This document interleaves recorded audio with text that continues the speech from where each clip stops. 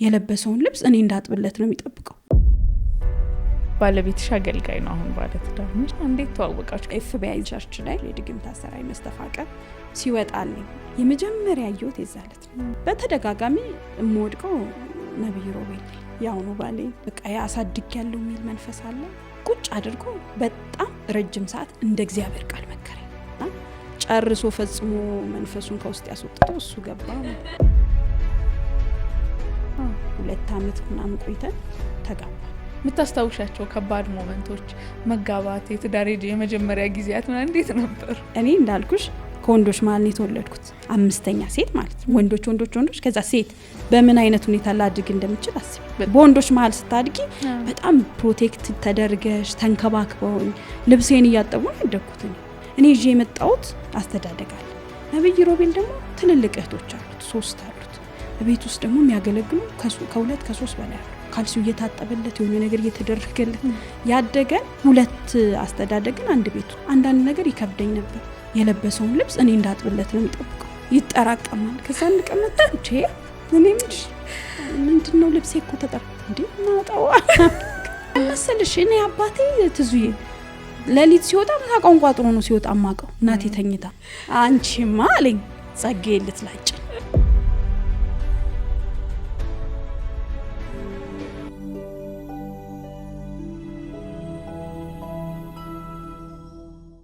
ሰላም የተወደዳችሁ የሰማይ ቲዩብ ቤተሰቦቻችን፣ ዛሬም የሰማዩን ልንጨዋወት በአዲስ እንግዳ ወደ እናንተ መተናል። አብራችሁ እንድትቆዩ ጋብዛችኋለሁ።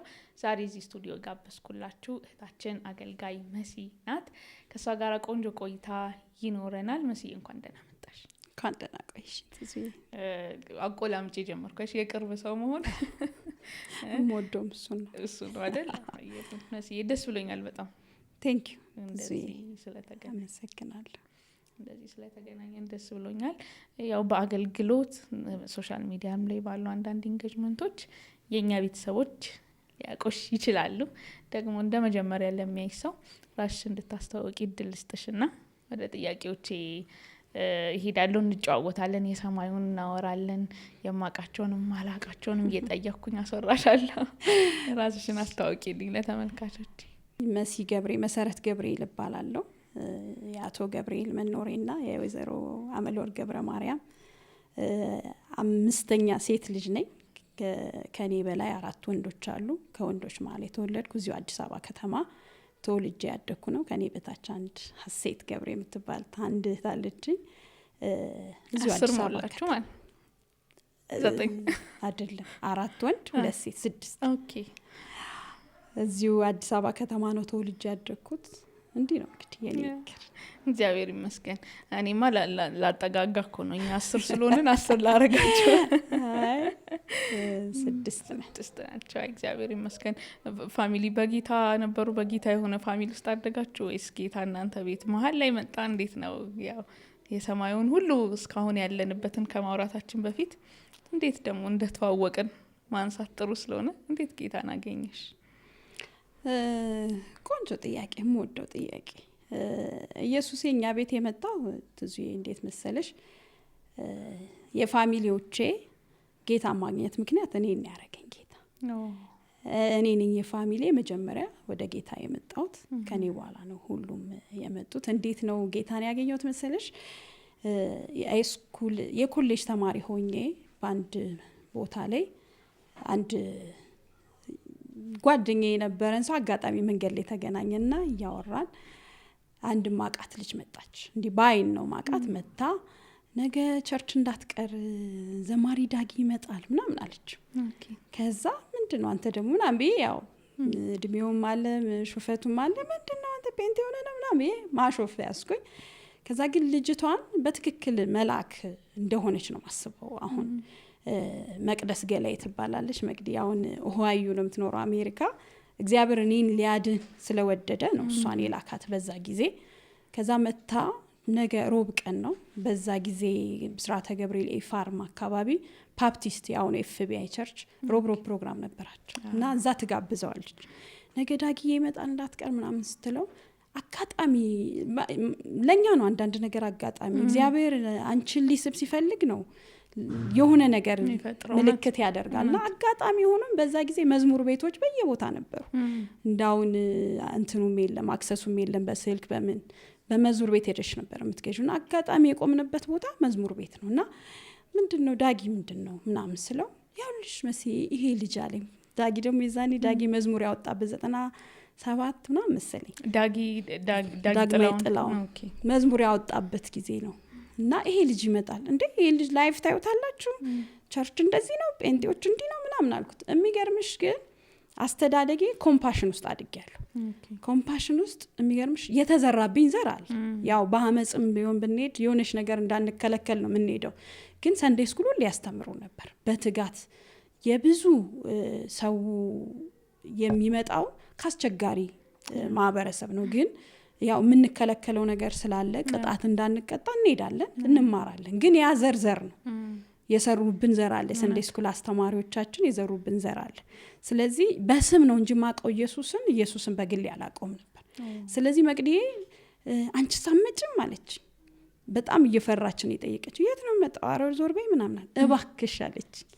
አንዳንድ ጊዜ ታውቂያለሽ ትዙይ ጌታ ኢየሱስን በምን መልኩ ሰው ሊያስተዋውቅ እንደሚችል ስለማያውቅ ለእያንዳንዱ ነገራችን ጥንቃቄ ማድረግ በትህትና አለችኝ። ከዛ እመጣለሁ ብዬ አሾፍኩባት። ፕሊስ ብላ ለመነችኝ ያዘችኝ። እንዴ አታሳዝንሽ ምናምን አለኝ አብሮኝ የነበረ ልጅ እና በዛ ጊዜ ትዝ ካለሽ ስልክ ምናምን የቤት ነበር የነበረው። ስልክሽን ካልሰጥሽኝ አለች። የቤታችንን ስልክ ሰጠኋትና ቻው ተባብለን ብቻ ከሰዓት ነገር ደወለች። ነገር የቀጠረች መሲ ደህና ነሽ ስትለኝ የሆነ ነገር ወረረኝ። ማለት የሰጠችኝ ይሄ አክሰንቷ ራሱ የሚገርምሽ ፍቅር አለበት። ያው በኢየሱስ ያረፈ ሰው የሚያጋባብሽ ነገር አለ አይደል? ከዛ ደህና ነሽ መቅዲ ነኝ እንዳትቀሪ ብዬ ነው ፕሊዝ ምናምን አለችኝ። ከዛ ሼም ያዘኝ ይሉንታ ያዘኝ። በቃ እሷ እንደዛ እሺ ስንት ሰዓት ነው ምናምን አልኳት። በቃ 3 ሰዓት 4 ሰዓት እንገናኛለን። የሚገርምሽ በጠዋቱ 4 ሰዓት ደወለችልኝ በንጋት። ከዛ በቃ ትፈልጋለች ስልኬን ሳነሳ መቅዲ ነኝ ቆሜያለሁ ምናምን አለች። በጣም በቃ ተጫነችኝ። ነፍሴ ልትድን ነው። በጣም የምትገርም ሴት ብታያት ደግሞ ይሄን እግዚአብሔር የቀባው ነው ንግግሯ ራሱ እና ፍቅሯ ምናምን እንትን አለኝ እና ቆሜያለሁ እየጠበቅኩሽ ነው አለች። 3ኛ ጊዜ ደውላ እሷን ስለ መቅዲ ብቻ ብዬ በቃ ይሉንታ ይዝሽ የለ ሲሄድ ሰላም አለች። ምን አለች ባይን እንተዋወቃለን ኮምፓሽን ውስጥ አብረን ያደግነው። ሄድኩኝ ዝም ብዬ ሲሄድ ጉባኤ ውስጥ ቁጭ አልኩኝ። የዛን ጊዜ ኤፍቢአይ ባፕቲስት ነበረች አላልኩሽም?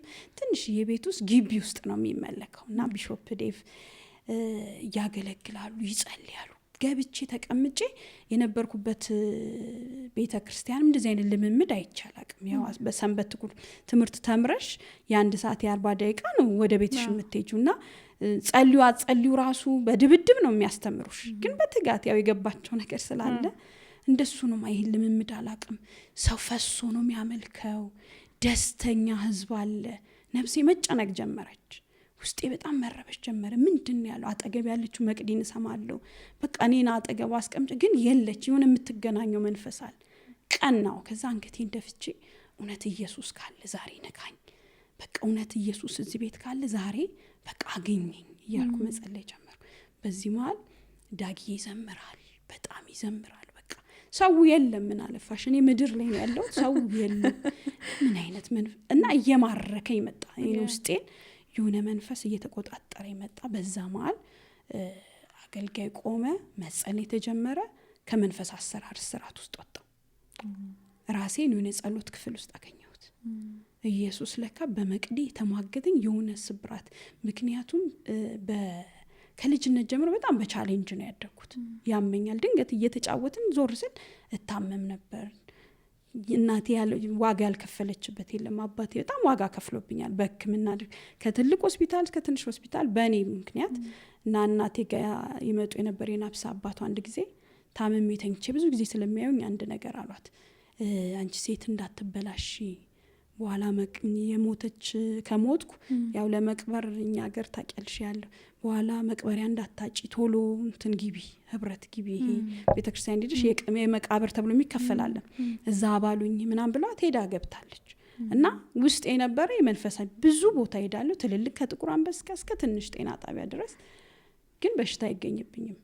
እሄዳለሁ ራሴን ስቼ ሄዳለሁ ጤና ብዙ ጊዜ ትምህርት ቤት ውስጥ ቀይ መስቀል ውስጥ ነው ፈተና የምፈተነው። ምን እንደሆነ አይታወቅም። በጣም በቻሌንጅ ነው ያደግኩት። ያው የመዳኔን ኢየሱስ ያየብኝ ነገር ስላለ አልሞትኩም እንጂ ብዙ የሞት ሌሊቶችን አይቻለሁ። በጣም ካጋንንቶች እንዴት ያስጨንቁኝ እንደነበር አውቃለሁ። እና በዛ መሀል ስለነበርኩ ራሴን ጸሎት መሀል አገኘሁት እና ተጸልይልኝ የመንፈስ አሰራር ከውስጥ ይወጣ። በዛ መሀል በቃ ኢየሱስን ወደድኩት። በቃ የዛለት ወደድኩት፣ በጣም ወደድኩት። ነፍሴ አረፈች። ትዙዬ ቤቴ መጥቼ አንድ ነገር አልኳቸው። እኔ ከዚህ በኋላ ጴንጤ ሆኛለሁ። የሆነ የተካፈልኩት ደስታ አላለኝ። ቤተሰብ ተሰብስቤ ግማሹ አሾፈብኝ። ወንድሞች የሆነ ነገር አቅምሰውሽ ነው መስዬ ተይ ምናምን አሉኝ። አንዱ ሊደበድበኝ ሞከረ። ግን ኢየሱስን በዚህ ሁኔታ ተዋውቄው ቀረ ማለት ነው። እግዚአብሔር ይመስገን። የልጅቷ የግብዣን መንገድ በጣም እያሰብኩት ነበረ።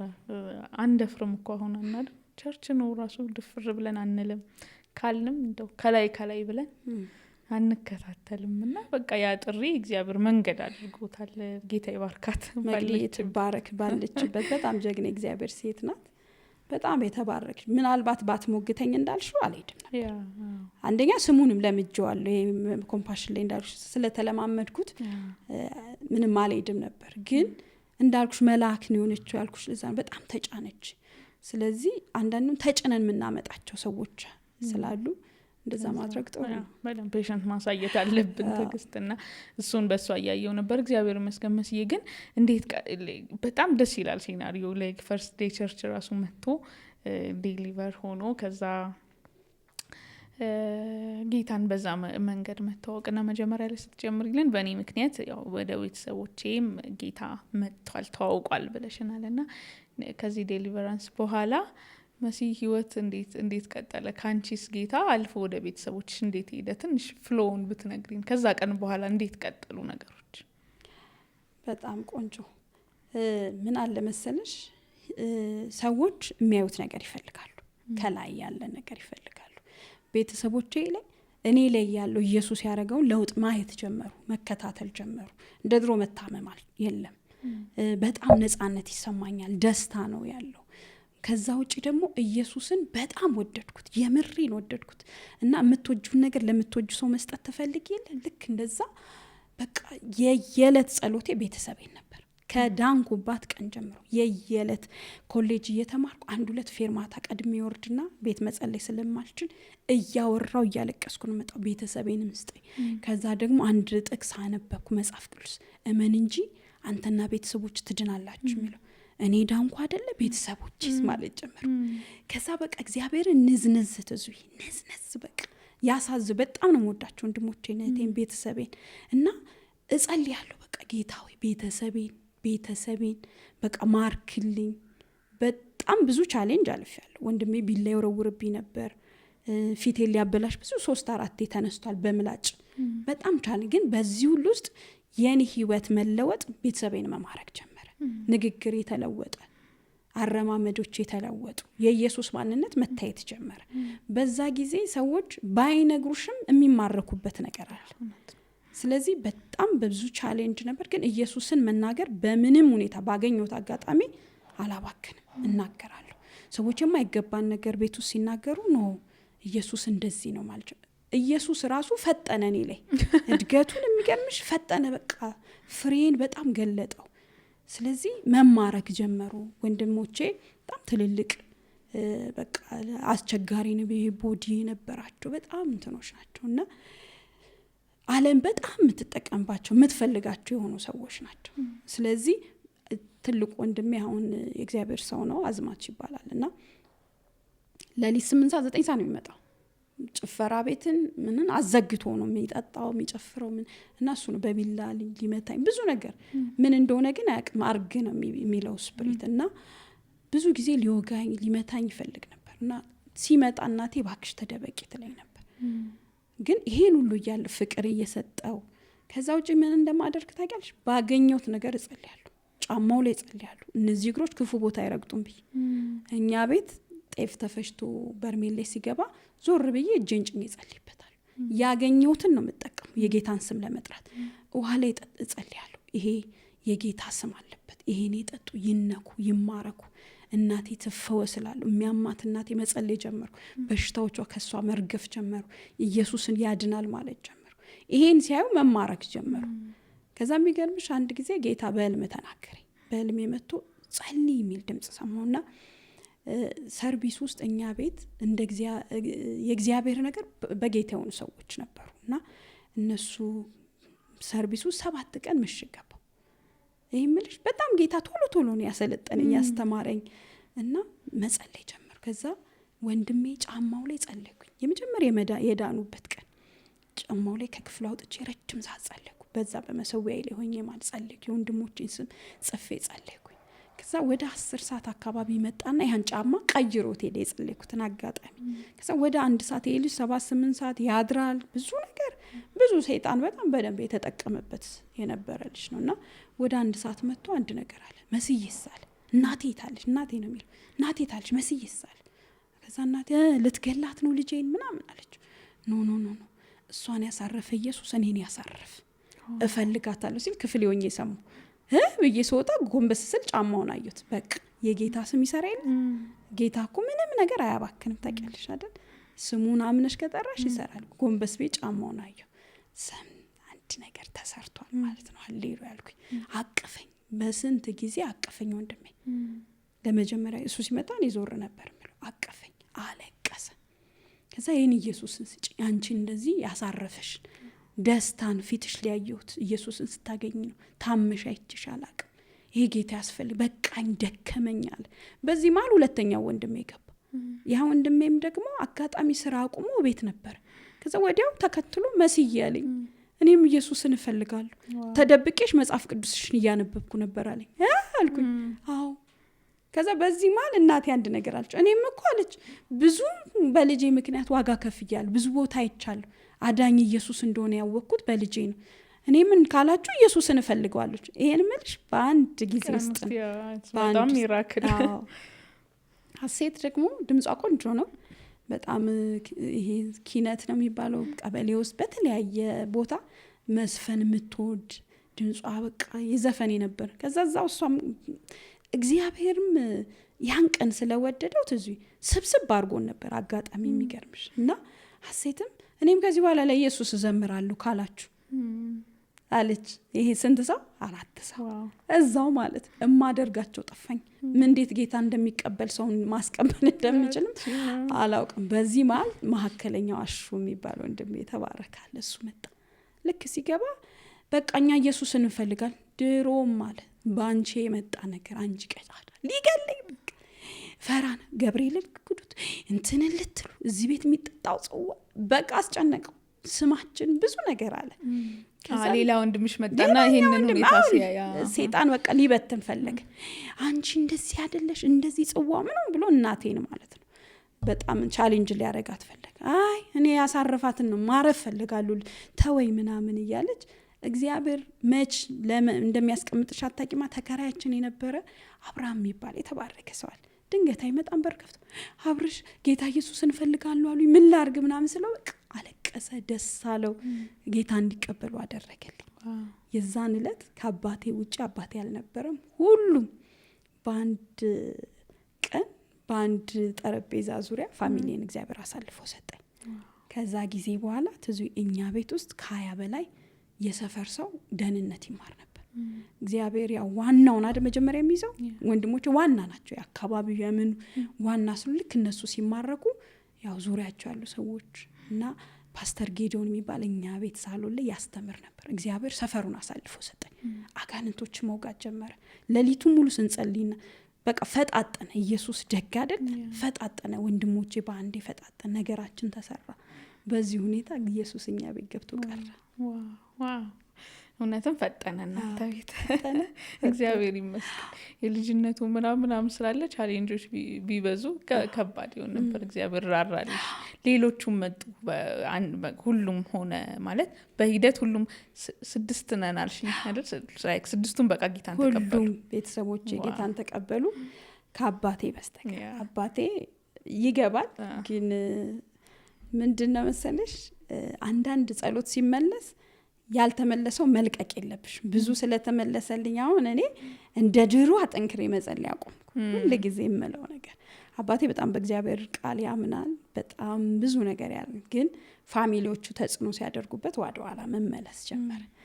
ግን ጽዋኛ ቤት እየተጠጣ እንዴት ያለው ወንድምሽ ግን መጣ በጣለ የዛን ሁለት ትንቢት መጣለት።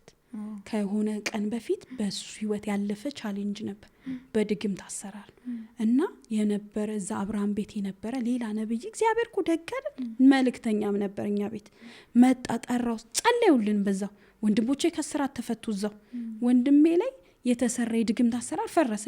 ገብርኤል ያለው እየያለ እንደሱም አሁን ኢየሱስን የሚወደል በቃ እና ሙጥኝ ግን ብያለሁ። ትዙ አንድ ነገር ኢየሱስ ክርስቶስ ትዝ ይልሻል ስለ ጸሎት ሲያስተምር አለ አንድ ሴት ነበረች አለ እግዚአብሔርን የማይፈራ አንድ ንጉስ ነበር ይላል፣ ሰውን የማያፍር ይላል። ያቺ ሴት ሁሌ ፍረድልኝ ትለው ነበር። ትመጣና ፍረድልኝ፣ ጠዋት በር ላይ ትፍረድልኝ፣ በንጋታው ፍረድልኝ። ከዛ አንድ ነገር እኔ እግዚአብሔርን ባልፈራ አለ ሰውን ባላፈር በቃ ስለ ንዝንዟ በቃ ንዝንዝ በቃ ምንድነው ወንድሞቼ ሹፌሮች ናቸው፣ ከባባድ መኪና ይነዳሉ። ሹፌርም እንደምታውቂ ሞትን በኪሱ ይዞ የሚሄድ ሰው ነው። ጌታ ኢየሱስን ሳያገኙ ወንድሞቼ እንዳይሞቱ በቃ አንተ ከሌለ እንዴት ነው የሚያርፉት? በቃ ያቀመሰኝ ሰላሙ ነፍሴን ማርኳታል። ስለዚህ እምወደው ቤተሰቤ ሳይድን በቃ ያስኩት አይደል ጌታ መለሰልኝ። ቸር አይደል ደግሞ ድንቅ አመላለስ እዛው ቤትሽ ውስጥ እግዚአብሔር ይመስገን። እቺ ቤት ውስጥ የነበረችው መሲ ጌታ ቀድሞ እሷ ጋር የመጣው ደግሞ ቤተሰቧን ያስወረሳት መሲ የኮሌጅ ተማሪ ነበረች። ከዛ በኋላ የቤተ ክርስቲያን ኢንጌጅመንቶችሽ እንዴት ቀጠሉና ባለቤትሽ አገልጋይ ነው፣ አሁን ባለ ትዳር ነሽ። እሱን መንገድ ትነግሪናለሽ። እንዴት ተዋወቃችሁ? እንዴት ወደዛ መንገድ ሄዳችሁ? ምናልባት መሀል ላይ እኔም የሳትኳት ብሪጅ ካለች ከዛ መንገድ በፊት እንዴት እንደቀጠለ ህይወት ንገሪንና እንዴት ተዋወቃችሁ? ከዚህ ቤት ወጥተሽ ሌላ ቤት እንዴት መሰረትሽ? እንግዲህ ባለቤቴ ነብይ ሮቤል ኃይሉ ይባላል። ከነብይ ሮቤል ጋር እንግዲህ አሁን ከተጋባን 16 ዓመታችን ነው። 4 ልጆች አሉን፣ 2 ወንድ 2 ሴት። የመጀመሪያ ልጃችን 15 ዓመቱ ነው። ሁለተኛው ማርከን ሮቤል፣ የመጀመሪያ ጆሲያ ሮቤል ይባላል 15 ዓመቱ ነው። ሁለተኛው ማርከን ሮቤል ምረት የገነነበት ልጅ መኪና ውስጥ ነው የወለድኩትና ሊሞትብኝ ሲል ጌታ መልሶ የሰጠኝ ምረት አረክልኝ ሲል ማርከን ያልነው 11 ዓመቱ ነው። አሁን 12 ይሆነዋል። ሶስተኛው ሀሌዶ ያለች፣ የመጨረሻ ደግሞ ኢቫና ሮቤል የምትባላለች የእግዚአብሔር ስጦታና ከነቢ ሮቤል ጋር እንዴት መሰልሽ ተዋወቅ ነው። በጣም ኢንተረስትድ ነው እሱ። እኔ ራሱ መሀል ላይ ብዙ ነገር እያለ ዘልዬ መጣሁት እኮ እዚህ። ለዛ መተዋወቅ እኮ በቃ ጥቅም አለ ስለማቅ ላሳውቃቸው ጓጉቼ ነው። በሚገርምሽ ሁኔታ ኤፍቢአይ ዛ ባፕቲስት ቸርች ላይ መንፈስ አሰራር እንዳልኩሽ የድግምት አሰራር መስተፋቀር ሲወጣልኝ ክፍል አለ የሚጸለይበት። ቢሾፕ መድረክ ላይ ያስወጣል፣ ውስጥ በጓዳ የሚጸልዩ አገልጋዮች አሉ። እና ከመንፈስ አሰራር ልክ ወደ ራሴ ስወጣ ቀና ስል ነብይ ሮቤልን ያገኘሁት ያውኑ ባሌን። ከዛ አየሁት። አይዞሽ ማነሽ ስምሽ ማን ነው አለኝ። የመጀመሪያ አየሁት የዛለት ነው። ከዛ የሚገርምሽ ተደጋጋሚ 1 3 4 በቃ ያሳድግ ያለው የሚል መንፈስ አለ። አጋንንት እኮ በቀላል አይለቅም። እንደዛ ተደጋጋሚ መናፍስቱ ይወጣ ነበር ከውስጥ። ያሳድግ ያለው የኔ ናት አታመልጠኝም የሚሉ የመንፈስ አሰራር ነበር። እና ከዛ በተደጋጋሚ እምወድቀው ነብይ ሮቤል ላይ ጌታ ቸራል መጨረሻ ስለሊወጣ በአማረ ስፍራ ወደቀል የሚለው ቃል ማለት ከብዙ ጸላዮች ማለት ብቻ ራሴን እኔ እንግዲህ እየመረጠ እኔ ጋር እየመጣው እኔ ላስወጣ እንጠይቃለን እዚህ እሱን እንጠይቃለን። እና ከዛ በሶስተኛው ቁጭ አድርጎኝ ምንድን ነው አለ። ምንጩን ማወቅ አለበት። ለምንድን ነው እንዴት ነበረ አስተዳደግሽ እንዴት ነው አለኝ። ኮሌጅ ላይፍሽ እንዴት ነው ያለኝ። ያው ደግሞ እድሜ ያለ ብዙ ነገር አለ። እንዴት ነው ከማን ጋር ነው እንትና ማን ነው አለኝ። መንፈስ የመስተፋቀር መንፈሱ ሲናገር የሰማው መንፈስ በቃ አለኝ። እና ቁጭ አድርጎ በጣም ረጅም ሰዓት እንደ እግዚአብሔር ቃል መከረኝ። መንፈስ ከሰው ከወጣ በኋላ መሞላት ያለበት የእግዚአብሔር ቃል እንዳለ በደንብ አስረዳኝ። ያለዛ ይሄድና ጥፎ ነው እንደሚመለስ አእምሮ ተውቦ ሲያገኘው ውስጥሽን እጥፍ ሆኖ የሚለውን የእግዚአብሔርን ቃል መጀመሪያ ነብይ ሮቤል ነገረኝ ብዬ ከዛ ወዲህ ነው በጣም የእግዚአብሔርን ቃል በደንብ ማንበብ የጀመርኩትን ፋሚሊም እንዲማረኩ ምክንያት ያደረጋቸው። ከዛ በቃ ላስተምርሽ እንደዚህ በቃ ተግባባን። ብቻ ስልኬን ወሰደ፣ ባገኘው አጋጣሚ ትምህርት ይሰጠኝ ጀመር ማለት እና ጨርሶ ፈጽሞ መንፈሱን ከውስጥ ያስወጥተው እሱ ገባ ደስ ይላል። ባል ሆኖ ቀረ። እግዚአብሔርም ስለሚወደኝ ደግሞ ያው ከዙሪያው አላጠፋኝም። ብቻ እዛው ስሙ የሚጠራበት ቦታ ደግሞ መጥቶ ከተተኝ እና ደስ ይለኛል። የነብይ ሮቤል ባለቤት። ምን ያህል ጊዜ የቆያችሁ በእጮኝነት? 1 አመት ምናምን ከሆንም በኋላ ብሬክ ነበር፣ በመሀል ብሬክ ነበር። እኔ ግን ወዴትም አልሄድም ብዬ ጠበቅኩ። እግዚአብሔርን ድምጽ ስለሰማው ያው ልጅነት አለ፣ አለመብሰል አለ አይደል? እሱም ምንም ስለነበረ የተለያዩ ነገሮች በመሀላችን ስለነበሩ በመሀል ብሬክ አደረግን። ከብሬኩ በኋላ አይ ቲንክ ከ2 አመት ምናምን በኋላ ተገናኘን። 2 አመት ምናምን ቆይተን ተጋባን። 16 ላይ 4 ስንደምር 20 አመት ትውውቅ አለ ቢያንስ። በቃ ልጆቹን አብረን ያደግነው ቤተሰቦቻችን ይላሉ በቃ አብራችሁ እኮ ነው ያደጋችሁት ምናምን ይላል። ያስደነግጥም ነበር ልንጋባ ስንወስን። ሀያዎቹ የመጀመሪያ እድሜ ላይ ነን፣ በጣም ትንንሾች ነን። ፋሚሊ እምቢ ብሎ ነበር፣ በጣም አስቸግረውን ነበር ቤተሰቦቻችን። ምክንያቱም ያው ቆዩ ተብላችሁ። እኔ አሁን በዛ እድሜ ላገባን ሲሉ ይደነግጣሉ። እኔም ግን የእግዚአብሔር ፕሮግራም ሲሆን ማንም ሊያስቆም አይችልም አይደል? ለዛ ነው የቀጠለው። አገልጋይ ለማግባት መወሰንስ ከበአ ማለት አሁን መሲን ዝም ብዬ እየሳልኳት አለች የከተማዋ ልጅ ተማሪ ምናምን። ከዛ ያው ጌታን ማወቅ መውደድ፣ ቤተሰቦች ወደ ጌታ እንዲመጡ ማድረግ። ቅድማን ባንቺ ቃል ስጠቀም ኢየሱስ ፍጥን ብሎ ህይወትሽ ውስጥ የሰራቸው እንትኖች አሉና ኢንትረስትድ ሆንሽ አገልጋይ ማግባቴ እንደው ምናምን አልሽ ወይስ? የሚገርምሽ ቤተሰቦቼም በጣም የተቸገሩበት ዋና ምክንያት ይሄ ነው። እኔ ሳሉኝ የሚፈልጉኝ የሆነ ቦታ አለ። ስለዚህ በጣም ከብዷቸው የነበረው እኔ ግን ኢየሱስን ወደድኩት አላልኩሽ? በቃ ኢየሱስ የሚወራበት ነገር ነው እንጂ ሌላ ነገር ምንም ነው ያልሳበኝ። ታውቂያለሽ? በጣም ነው ደስ ያለኝ። በቃ ወይኔ ቤቴ ኢየሱስ የሚገለገልበት ማለት ጀመርኩ። በጣም ነው ደስ ያለኝ። ምንም ነፍስሽ ስታርፍ ትዙዬ ሌላው ነገር ትርፍ ነው የሚሆንብሽ። ለምን መሰለሽ? ኢየሱስ ጋር ምንም ጎድሎት አያውቅማ አይደል? ምንም እንደሚመጣ ታምኛለሽ። ስለዚህ ምንም ነው ያልተቸገርኩት ለመወሰን። ደስ ነው ያለኝ። ምናልባት ከባድ ሞመንቶች ከነበሩ ለመስማት ብዬ ነው። ግን ከመጣሽበት መንገድ አንጻር እንደውም ኢንትረስትድም ልትሆኝ ትችያለሽ። እውነት ነው የረፍቱ ምናምን ነገር ስላለ። እጮኝነት ተጀመረ፣ ወደ ትዳር ስትገቡ እነዚህ ነገሮች ነበሩና ማግባት እግዚአብሔርን ተማምኖ በተለይ በዛ እድሜ ከባድ ይመስለኛል። ስፒሪቹዋሊ ደግሞ አንቺ ብዙም ካልሆንሽ እሱ አገልጋይ ሆኖ ምናምን በነበረበትና የምታስታውሻቸው ከባድ ሞመንቶች፣ መጋባት፣ የትዳር የመጀመሪያ ጊዜያት ምናምን እንዴት ነበሩ?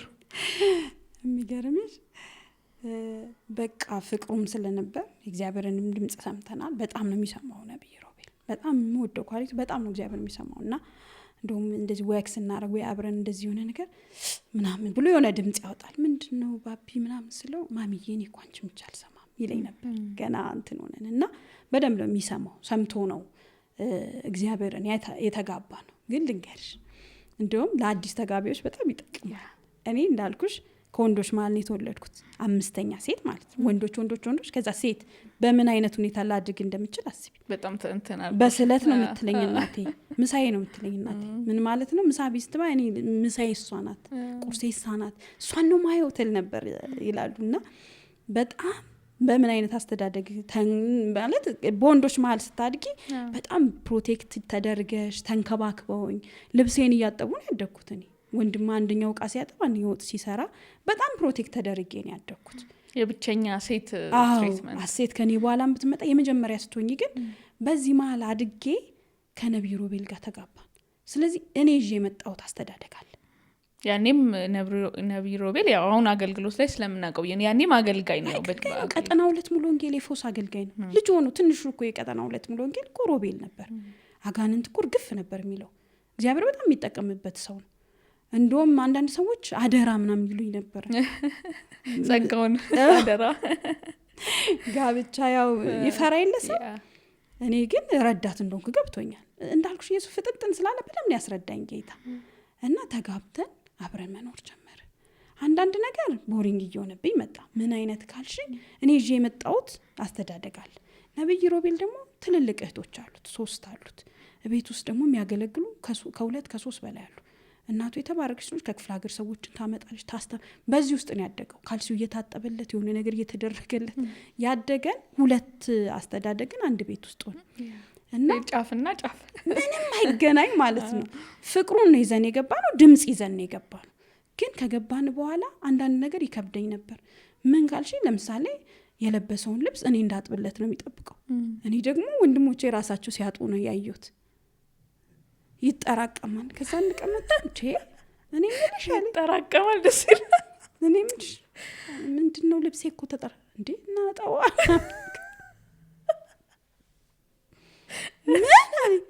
እንዴ ጠዋ ሳሙና እኮ እዛ ጋር አለ ምናምን ብዬ የመጀመሪያው ጋብቻ አንቺ አሁን ላይክ ይሄ የሆነ ፌሚኒዝም ኢጎ ምናምን ይዞሽ አይደለም፣ ኖርማል ነው ስታይ ነው። ኖርማል ነው ለምሳሌሽ እኔ አባቴ ትዙዬ ለሊት ሲወጣ ምሳቃውን ቋጥሮ ነው ሲወጣ ማቀው። እናቴ ተኝታ ታዘጋጅለታች ቋጥሮ ሲወጣ ልብሱን ራሱ ሲያጥብ፣ ወታደርም ስለሆነ ወታደር ታውቂያለሽ የማንን ምገዛ አይፈልግም።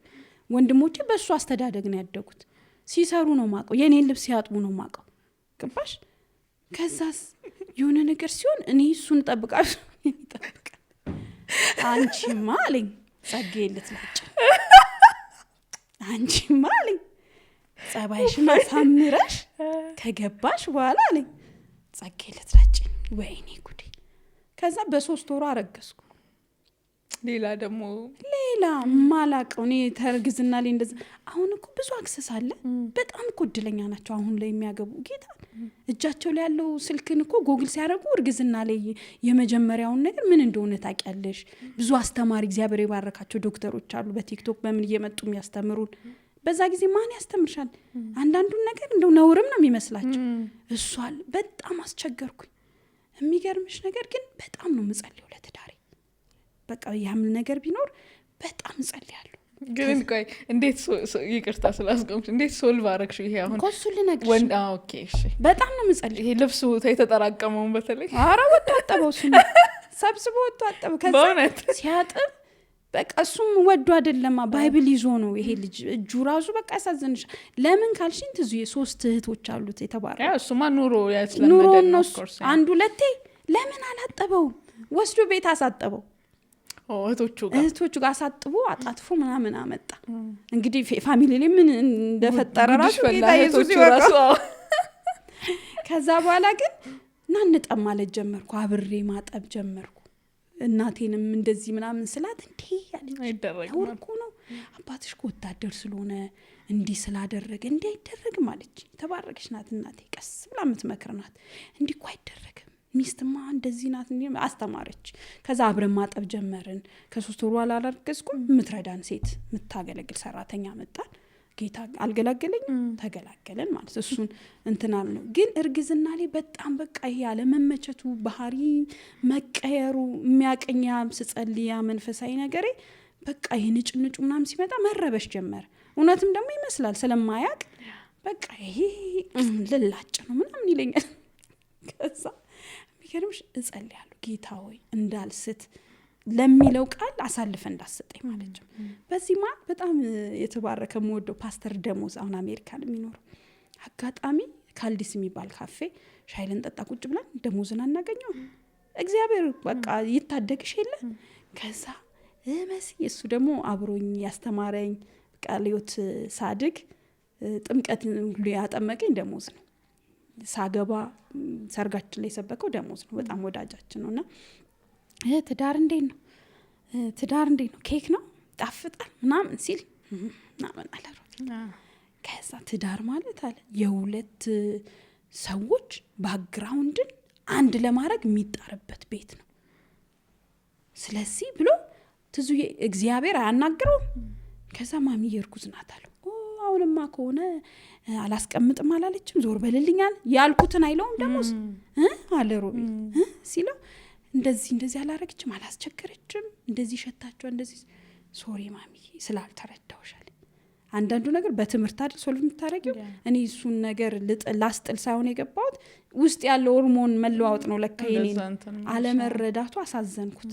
ከዛ እንዲህ እየተደረገ በቃ እግዚአብሔር እጃችን ይዞ ብዙ የልጆች አይደለን እያስተማረን ያው 16 ዓመት አብረን አድገን አሁን ልብስ ጠባዋቲ ኧረ አማር ጌታ ራሱ ይመታኛል። ግን ያለማወቅ ስህተት እኮ ደስ ይላል ማለት ሳታቂ ነው በቃ ይሄ አሁን የልብሱ ምናምን ብቻ ማለት ሳይሆን የነብይ ሮቤልም በዛ ሰዓት አለማወቅ ነው አንደርስታንድ ያላደረገው ሁሉ ነገር። ይሄ የመንፈስ እንትን ይመስልሻል አገልጋይ ስትሆኚ ደግሞ ኢንቫይሮንመንት ትፈልጊያለሽ ቤትሽ ውስጥ በደንብ አይደል ምቹ የሆነ ኢንቫይሮንመንት ምታነቢበት ምትጸልይበትና ረባሽ ሚስት አገባው ምናምን። ግን እነሱ መንፈሳዊ ዓለሞች ያው አሁን ከእርግዝና ጋር የሚመጣ የሆርሞን ቼንጅን ምናምን እንትን አያደርጉትም። አንደርስታንድ መደራረግ እንዳልሽ በእውቀት ብቻ ነው ያለማወቅ ጥፋትና እንትን ይዞሽ አይደለም ሳታቂ ነው አይደል ያልኩሽ። ለዛ ነው አሁን የሆነ ነገር አለማድረግን የሚስትነት ወይም የኛ ሀገር ካልቸር ውስጥ የሚጠበቀውን ነገር አለማድረግ ለአንዳንድ ሴት ሳያውቅ ሳይሆን እንዴ አላደርግም ለምንድነው ምናምን የሚልም ስለምንሰማ ነውና ሳናቅ ያጠፋነውን እያረምንና የምንኖርበት እግዚአብሔር ብዙ እድል ነው የሚሰጠን። አሁን ደግሞ ግን ነብይ ሮቤል አገልጋይ መሲ አንድ ሚስት ብቻ ከመሆን አልፋ የአገልግሎት መንገድ ላይ በደንብ እያየንሽ ነው። እሱ ጅማሬ እንዴት ነበር? ጥሪው እንዴት ነበር? እንዴት ተቀላቀልሽ? እንዴት ወደዚህ ነገር መጣሽ አንቺ? ወደ አገልግሎት የመጣሁት እንዳልኩሽ ባፕቲስት ጌታ ላገኝ እንጂ ያደግኩት ግን ኮምፓሽን ረዳበት የነበረው አቃቂ ቃለ ሕይወት የሚባል ቤተክርስቲያን ነው። ያው በሰንዴ ስኩል አይደል ያደግኩት የቸርቹን እንትን አውቀዋለሁ። ስለዚህ እዛ ሄጄ ነው የተያዝኩት። ፓስተር ፍቄ ይባላል ክትትል ያስተማሪ የተባረከ ፓስተር አለ። በደንብ ኢየሱስን አስተማሪ፣ በደንብ እግዚአብሔርን ቃል አስተማሪ እና ቃለ ሕይወት ደስ የሚልሽ ባይብል ስተዲ ላይ ሲሪየስ ናቸው። በጣም ነው የምናጠነው ባይብል ስተዲ። በቃ ቅዳሜ ይሄ ባይብል ስተዲ ቀን ግቢው ሰፊ ነው። እዛ ጋር 10 እዛ ጋር እንዲህ ክብ በደንብ ይጠናል። ቃለ ሕይወት ማደጌ ምን ጠቀመኝ? የእግዚአብሔር ቃል መሰረቴ እንዲሆን በደንብ። ከዛ እዛው ወጣቶች ላይ ጆይን ማድረግ ጀመርኩ። ፕሮግራም መምራት ጀመርኩ፣ መስበክ ጀመርኩ። ግን ልጆኜ እንዳልኩሽ እዛው ላይ ኳየር ላይ መጸለይ ሊደር ሆንኩኝ። እዛው አገልግሎቴ እየጀመረ እግዚአብሔር ፕሮግራም እንዳለብኝ ገባኝ። ለዛ ፕሮግራም ለእግዚአብሔር ፕሮግራም ራሴ ማዘጋጀት ጀመርኩኝ። እግዚአብሔር ትልልቅ ነገር በእኔ ምን ነገር ሲጀምር ለዛ ለተነገረልሽ ነገር እያደግሻል የምትሄጂው የሚያሳድገኝን ያው እግዚአብሔር ቃል ነው። ሌላ ነገር ስለሌለ ባይብል ስተዲ ላይ በደንብ ትኩረት ማድረግ ጀመርኩ። ቃለ ሕይወት በጣም በጥሩ ስነ ምግባር እንዳድግ ምክንያት ሆነኝ ቤተክርስቲያኔ እና ነብይ ሮቤልን ሳገባ ነው ወደ ቀጠና 2 የሄድኩት ማለት ነው። ስለዚህ እዛ ነው የጀመረው አገልግሎቴ፣ እዛው ነው የጀመረው። ግን እሰራ ነበር፣ ስራ እየሰራው አሁን ነው ኦፊሻል ሙሉ ጊዜን ቤተክርስቲያን ላይ ሰጥቼ እያገለገልኩ ያለሁት። ያው የአገልግሎት እንትኑ ጫናው ሲበዛ ብዙ የኔን መኖር እየፈለገ ሲመጣ ጊዜን መስጠት እንዳለብኝ ሲሰማኝ፣ እግዚአብሔርም ድምጽ ስሰማ እዚህ ቦታ ላይ በለጠ ፍሬ እንደማፈራ ሲሰማኝ እንደዛ አደረኩኝ። የተቀባይነት ነገር እንዴት ነው? የተቀባይነት ያው ብዙ ጊዜ ሴት ሆነው የሚያገለግሉ ሰዎች እዚህ ስጋብዝ የግድ የምናነሳው ሀሳብ ነው ያለ ቤተክርስቲያን አካባቢም እንደ ሀገርም ደግሞ እንደ ኢትዮጵያ የምናየው ስለሆነ ከሴትነታችን ጋር ተያይዞ የአገልግሎት እንትናችን ጥያቄ ውስጥ ይገባል። አንደኛ መሲ በራሷ አንቺ በራስሽ ያንን እንዴት ብሬክ ማድረግ ቻልሽ? አድርገሽዋልም ወይ? ሁለተኛ ደግሞ ባለቤትሽ እንዴት ነው? አሁን እቺ ዙር ምንድን ሴት ማገልገል አለባት ወይ የምትለውን ጥያቄ ለመምታት ለማንሳት ይሁን ብዙ ጊዜ ጥያቄ የሚነሳበት ኤሪያ ብዙ ጊዜ መልስም ያልተገኘበት ማለት መልስ ተገኘ ሲባል ደግሞ ድጋሚ ሌላ ጥያቄ የሚሆንበት ኢሹ ነው። ግን ምንድነው ሀሳቡ? ዋናው ነገር ምንድነው የሚለውን ጳውሎስም ደግሞ የተናገረበትን ኮንቴክስትም ማየቱም ጥሩ ነው። ባይዘዌት እኔ ሴት ልጅ ከአገልጋይነት በላይ እኮ እግዚአብሔር ልጅ ናት። ልጅነት እኮ ይበልጣል አይደል? እግዚአብሔር ልጅም እኮ አድርጓታል አይደለ? ሁለተኛ ደግሞ የእግዚአብሔር ቃል ሲናገር ምን ይላል? አይሁድ የለም ይላል አይደለ? ግሪክ ሰው የለም፣ ባለጌ የለም፣ ጨዋ የለም፣ ሴት የለም፣ ሁሉም በክርስቶስ አንድ ናቸው ይላል። ስለዚህ እኔ እግዚአብሔርን ለማገልገል ሴትነቴ ጨዋታነቴ አይዘው መታመኔ ነው የሚይዘው። ሴት እንደውም እግዚአብሔር በደንብ የሚጠቀምባት ናት፣ ያምንባታል ሴትን እግዚአብሔር። ምክንያቱም መጽሐፍ ቅዱስ ላይ በጣም ብዙ ጀግና ሴቶች እንዳሉ ይጠቀሳል። ግን እንደው ሴትን ለመኮነን ያችን ቃል ብቻ መዞ ሰዎች ሲጠቀሙበት እናያለን። ነገር ግን ልጅነትም ይበልጣል። እግዚአብሔርም ልጅ አድርጓታል። በመጨረሻው ዘመን እኮ እግዚአብሔር መንፈሴን በሴትና በወንድም ብሏል። ሴት መንፈስ ካገኛት ትንቢትን ይናገራሉ ብሏል። ትንቢት ከተናገረች አገለገለች ማለት ነው። ለአገልግሎትም ተጠርተናል። ጳውሎስ ሴት ልጅ ትሸፋፈን ወይም ሴት ልጅ በአደባባይ እየተናገረበት ዋናው ኮንቴክስቱ ምንድነው? በዛ ጊዜ ይላል እኮ አይደል? ማጥናቱ ምኑም አስፈላጊ ሆኖ በዛ ጊዜ ያቺ ሴት ተገላልጣ አደባባይ ላይ የምትወጣው ለሌላ ዓላማ ነበር። ስለዚህ እነዚህ ሰዎች ጌታን እየተቀበሉ ወደ ቤተ ክርስቲያን ሲመጡ ማንነታቸው ይታያል። እርቃኗን የነበረች ጸጉሯን ገላልጣ ለገበያ የቀረበች ሴት ቤተ ክርስቲያን ስትመጣ ሰዎች እንዳይሰናከሉ ትሸፋፈን ሴት። መሸፋፈኗ ምንድነው? ያቺ ሴት እንዳልሆነች ምሳሌ ነው። አሁን እኮ በዚህ ዘመን ትዙ አይደለም ሴትን አታገልግያል፣ ሌላ ፍጥረት ሁሉ ተነስቶ ኢየሱስን ቢሰብከውና ባገለገል ሰው እኮ አልዳንም። አንዳንዴ የምናነሳቸው እሺዎች አከራካሪ ናቸው። እውነት ይሄ ማከራከሩ ብዙ አስፈላጊ ነው?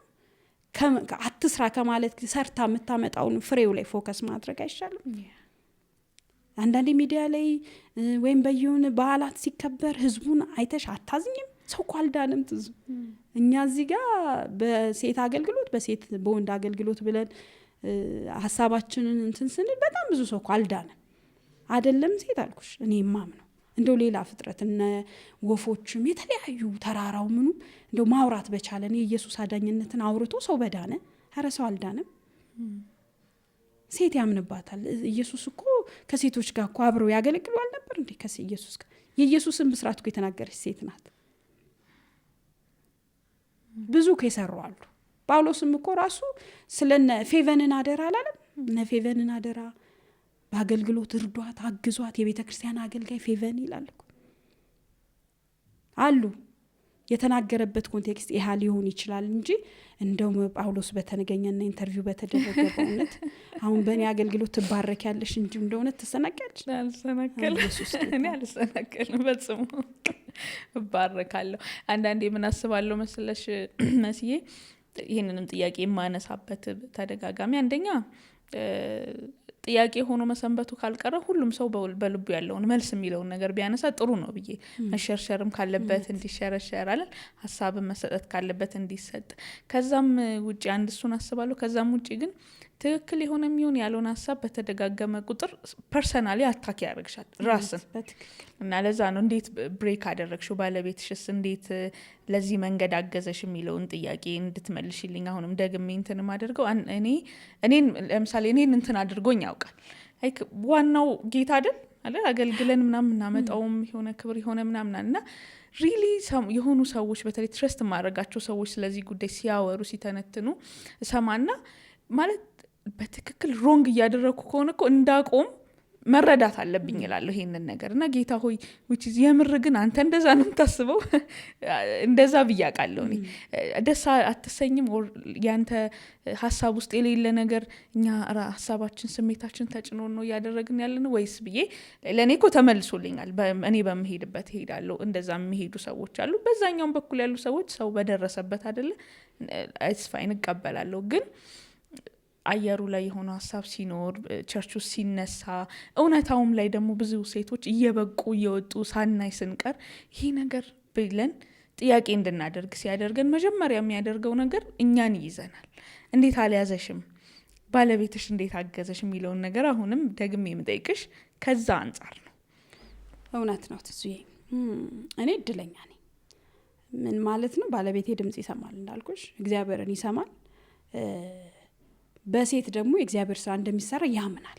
ሲሰራም ስላየ ያደገባትን ቤተ ክርስቲያን በጣም ጀግና የሆኑ ሴቶች ሲያገለግሉ እያየን ያደገው። ስለዚህ ሴት ከማታገለግል ይልቅ ብታገለግል ውጤታማ እንደሆነች ያምናል። ስለዚህ በጣም ረድቶኛል ይሄ። ሌላው ደግሞ ብዙ ሴቶች ባይዘዌ በቤታቸው እንዲቀሩ ያደረገ ይሄ አሁን ያልሹ ሀሳብ ነው። ሰዎች እግዚአብሔርን ካልሆነ ማገለግሉ ይቅርብኝ ብለው በጣም ለብዙዎቻችን ጥቅም የሆኑ የነበሩ ለምድራችን ረፍት የነበሩ ሴቶች ተኮላሽተው ቀርተዋል። ግን ዋና ሀሳብ ብታገለግል አይጠቅምም ወይ ሳታገለግል ከምትቀረው ብለን ማሰብ አለብን። ሁለተኛ የእግዚአብሔር ፕሮግራም በሴቶች ሲሰራ እናያለን። ታዲያ እግዚአብሔር ባይደሰት ኖሮ ይሰራባቸው ነበር? እነ ካትሪን ኩልማን እኮ ትልልቅ ሜጋ ቸርች የነበራቸው በጣም ብዙ ህዝብ የዳነባት እኮ ሴት ናት አይደል? ዲቦራ እኮ ህዝብን አሳርፋለች። ኢያኤል እነ ሲሳራ ሲያስቸግራቸው አይደለ? እነ ባራቅ ሲፈራ እኮ አይዞ በርታ ከፊት ሂድ አብራ እኮ የመራሽ ናት። ከዛ እኮ ቁጭ ብላ ትፈርድ ነበር ይላል አይደል? አቅም አላቸው ሴቶች። ስለዚህ መስራት ይችላሉ ብዬ አስባለሁ። እኔ ነብይ ሮቤን ላልኩ ረድቶኛል። የረዳኝ ደግሞ ዝም ብሎ ከመሬት ተነስቶ ፍሬን ሲያይ ነው። ፍሬን ሲያይ ብትሰራ በጣም ውጤታማ ናት የሚልና አመለካከት ነበረው። እድልን አመቻቸልኝ። ብዙ እንድሮጥ ብዙ እንድሰራ ምክንያት ሆነልኝ። እንዳልኩሽ እኔ ምንም ነገር ሳደርግ ከሱ ነው የምነሳው። አሳይቼው የሆነ መልእክቱ ላሱ ውስጥ ሲመጣ መጀመሪያ የምሰብከው እሱ ነው። ከዛ ይሄ እንዲህ ነው ብሎ ያስተምረኛል። ሴቶች በደንብ ማለት ተሰጥተው ነው የሚያገለግሉት። እንደውም ቢያገለግሉ ኢየሱስ እኮ ትዙዬ ሲሞት መስቀል ድረስ እኮ የተከተሉ ሴቶች ናቸው። ሴቶች እኮ ታማኝ ናቸው። እንደውም ሴቶች ላይ ቢሰራ በደንብ ውጤታማ ይሆናል ብለሽ አታስቢም? እስከ ሞቱ የኢየሱስን ብስራት የተናገሩት ሴቶች ናቸው። ሽቶ ጌታዬ ነው አለች። ሞቶ ራሱ ጌታዋ እኮ ነው። ይሽ ሞተ የለም ብለው ሌሎቹ ሲሄዱ ጉዞ ሲጀምሩ ጌታዬንማ ብላ ሽቶ ልትቀባ የመጣች ሴት ናት። ሴት እስከ ሞት ድረስ የምትከተል ናት፣ የምታገለግል ናት። እንደው ከምንኮንን በደንብ ብናበረታታቸው፣ ሴቶችን አካሄድ ብናሳያቸው፣ ሴት ልጅ ለተሰጠችበት ነገር እስከ ሞት የምትሄድ ስለሆነች አካሄድ ብናስተምር፣ እንደው መኮንኑን ብናቁም ጥሩ ነው ብዬ አስባለሁ።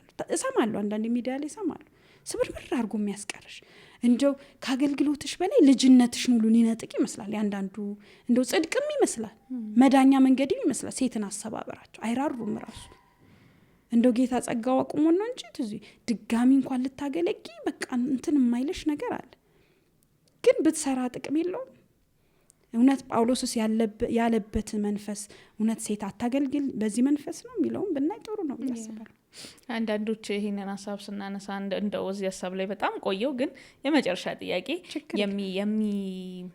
እንደ ሚዛን የሚያቀርቡት ነገር ሴት ልጅ ሴኩላሪም በአለም ላይ ባለውም ከፍታዎች ላይ ስትሆን በትምህርትም በስራም በምናምንና በአገልግሎትም ደግሞ የመድረክ ሰው ስትሆን ከሚስትነት ትጎድላለች ብሎ ያስባሉ። 16 ዓመት በትዳር ኖረሻል። ሚስትነት፣ እናትነት፣ አገልግሎት አልተጋጨብሽም። እንደዛ ለሚያደርጉ ሰዎች ምን ትመክሪያለሽ? እኔ የሚመራኝ የኔ መሪ ካታሎጌ አንድ እቃ ስትገዢ ውስጡ ምንድነው ወረቀት አለ አይደለ? ያን ወረቀት ለምሳሌ ፍሪጅ ስትገዢ ፍሪጅ ካርቶኑን ስትከፍቺ እንዴት እንደሚገጣጠም አይደል? ምንድነው የሚባለው? ማኑዋል አይደለ? ያለሱ መገጣጠም አትች። ግራ ነው የሚገባሽ፣ ቀኙን ወደ ግራ ታረጋለሽ። የአንድ ሚስት የሚመራት መጽሐፍ ቅዱስ አለ። አንድ አገልጋይ የሚመራት መጽሐፍ ቅዱስ አለ። የኔ ማኑዋል የእግዚአብሔር ቃል። የመድረክን መሲል እቤት ላይ መሲል ልታመጫት ራሱ ሁኔታውም አይመጣም። እኔ ሁሌ ለባሌ እረዳለሁ ነው የተፈጠርኩት። እኔ ቤቴ ላይ ባሌን አላስተምረው። ሚስት ነኝ እኔ ቤት ለልጆቼ እናት ነኝ። ሴቶች ልጆች እኔን እያዩ እንዲያድጉ ነው ፈልገው። በቃ በአለም ላይ አንደኛ እናት የኔ ናት እንድትል ነው ልጆቼን የሚፈልገው። ስለዚህ የእግዚአብሔር ቃል እናት ምንድን ናት ነው የሚለው። እኔ ማለት እግዚአብሔር ቃል የሚለኝ ነኝ። ገባሽ? ራሴን ሁሌ አብዴት የማደርገው በእግዚአብሔር ቃል፣ ልጆቼን የምመክረው እንደ እግዚአብሔር ቃል፣ ሚስትነት የሚጠይቀኝን እንደ እግዚአብሔር ቃል ነው። ሚስት ማናት? እኔ በሴት እኩልነት አላምንም። ለምሳሌ በሴት መገዛት ነው ማምነው። ይሄ ማለት መገዛትን አንዳንድ ሰዎች ይሄ መጨቆንን ያደር ነው አይደለም። እኔ እግዚአብሔር ቃል የሚለውን ነው ማምነው። በዚህ ዘመን ታውቂያለሽ ከእግዚአብሔር ቃል ብዙ ነገር ይቀዳል። የእግዚአብሔርን ነገር ማቅለል ነው አጋንንት ያዘው። ገብቶሻል? በመገዛት ውስጥ ያለ ክብር ይበልጣል በእኩልነት ውስጥ ከምናገኘው ክብር። ምክንያቱም የእግዚአብሔር ቃል ሲጀመር የፈጠረው መጀመሪያ ወንድን አይደል? ከዛ ሲያየው አያምርም፣ መልካም አይደል ዋዋልና ረዳት። በመርዳት ውስጥ የምታበቂው ወንድ አለ። እኩል ከመገጣጠም እኩል አብሬው ከመወጣ የሆነ አካሉን ገጥሜ የሆነ ማበቃው ጀግና ባል የሆነ ሰው አለ። ስለዚህ እኔ እንደ እግዚአብሔር ቃል ነው የምሄደው። የማይጋጭብኝ ዋና ምክንያት ማኑዋል የእግዚአብሔር ቃል ስለሆነ የእግዚአብሔር ቃል ደግሞ ምን የሌለው አለ። ሚስትነት ፈልጊ ዋው ጀግና ሚስቶች የሉም አይደለ? እና አቢግያ የሉም ባሏን የምትታደግ ዳዊት ሊገለው 400 ሰራዊት አሰልፎ ሲመጣ ሮጣ ሄዳ እግሩ ስር የተደፈችው የናባል ሚስት አይደል? ባለጌ ነበር ናባል ይላል አይደል? ባለጌ ሆኖ ባሏ ግን ባለጠጋ ነበር። የባለጠጋ ሚስት ናት፣ ሞጃ ናት ደግሞ ይላል። አይምሯ የተባረከ ነው። ከዛ ውብ ናት ይላል ያቺ ሴት። ከዛ ዳዊት መልእክተኞችን ወደ ናባል የምትሸልተውን ከበጎቹ ላክ ስጥ ሲሉ ማን ነው ዳዊት? ማን ነው የእሴይ ልጅ? ይሄ ማንም እየተነሳ ብሎ መልእክተኞችን ሲልክ እገለዋለሁ ብሎ በንጋታው በሌላ ጊዜ ሲመጣ አንድ መልእክተኛ ሮጦ ሲነግራት እየሮጠች ሄደች፣ በሌላ ባሏ እንዳያስቆማት። በጣም እኮ ጀግና ትዳራቸውን ፕሮቴክት የሚያደርጉ ጀግና ሴቶች እኮ አሉ። እግዚአብሔር በሰጠሽ ቦታ ውጤታማ ከሆንሽ ታፈሪያለሽ። ገባሽ? እኔ ለቤቴ ለትዳሬ አቢግያ ነኝ። ትዳሬ ላይ አገልግሎቴ ላይ ደግሞ እንደ ዲቦራ ነኝ። የሚገደለውን እገላለሁ፣ የሚታደገውን እታደጋለሁ። የት አለኝ እግዚአብሔር ያለኝ ቦታ ነኝ ሆኜ የምገኘው። ገባሽ? በሌላ ተራራ በኩል ይላል ባሏ ሳያት ሄደችና ከአየዋ ላይ ወርዳ ድፍታለች። ምን ማለት ነው? ውብ ናት፣ ባለጠጋ ናት፣ ሞጃ ናት፣ ቆንጆ ናት። አለ እኮ ሚይዝሽ ላይ ዋለ እኮ አለ ሚይዝ። ክብር አይደለም ትዳሯን ከመታደግ ዝቅ ማለት ይሻላል ብላ ዝቅ ማለት ያለበት ቦታ ዝቅ ትላለች። ክብሯን ጥላ ይቅርብ እባክህ በእኔ ይሁንብ እኔ ላይ ይሁን አለችው ዳዊት። እጅ ላይ ደም አይገኝ አንተ ንጉስ ነህ፣ ነገ የምትጸጸት እባክህ አውቀዋለሁ ቤቴን ጉዴን አውቀዋለሁ ብላ ጉዷን ባሏን ሽፍን ያደረገች ናት። የመጣውን ሞት እንኳን አያውቅም ነበረ ባራቅ። እሱ እዛ ይሰክራል። እባክህ ብላ እጅ መንሻዋን ስታ የሚያስፈልገውን ዘቢቡንም የወይኑንም አይደለ ሁሉን ሰታ ወደ ቤቷ ስትመጣ ባሏ ሰክሯል። አንተ ሰካራም አጥፍተናል ምናምን ብላ አልተለ ጥበበኛ ሚስት ናታ። ስካሩ እስኪለቅለት ጠብቃ ይላል አይደለ? በንጋታው ነገረችው። የሚገርምሽ ግን ራሱ እግዚአብሔር በሌላ ጊዜ ቀሰፈው ይላል። ግን ትዳሯን አስመልጣለች።